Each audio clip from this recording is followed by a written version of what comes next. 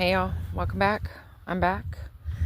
What is this, week 3? The garden is doing. But as you see, thank you, Odin. Everybody say hi to Odin. As you see in the greenhouse, I have a surplus of flowers. I mean, my herbs I need to get planted. That's going to get done this week. But I've got a surplus of flowers, so I very well may pack some more into my flower strip down there. And then the rest of them are going to go to my front yard where I have the bee and bird pollinator island. And I'm going to pack the rest into there. Another thing I need to work on is right here. These are artichokes. Now, grown in cold climates, they're annuals. I want to try my hand at keeping them as a perennial, which will mean putting them in pots big enough for them to grow.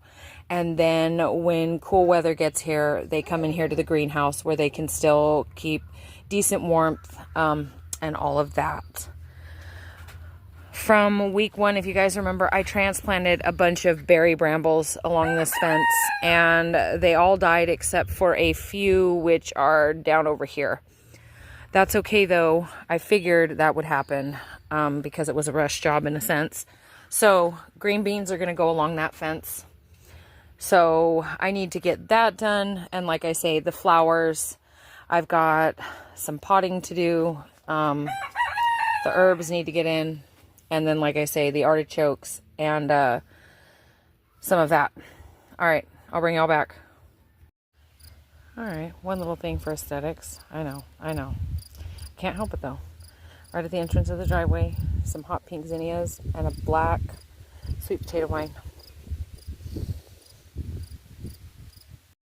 All right, end of day.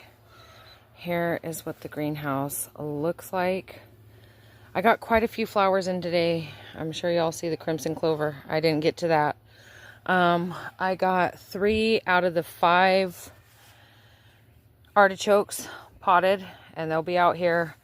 I've got 2 more left, and those are going to go to somebody really special. I removed all of the dead brambles that were along here. I left the ones that are still alive, and I direct sowed, I don't know, 15 or 20 pole beans, green beans. In the areas that you see that are wet, I went ahead and around specifically my squash plant, so my zucchini, my yellow squash. I put in the rest of my onion starts all around them. And then the flowers I did do are in here. So I added in some more snapdragons, some giant zinnias, some regular standard size zinnias.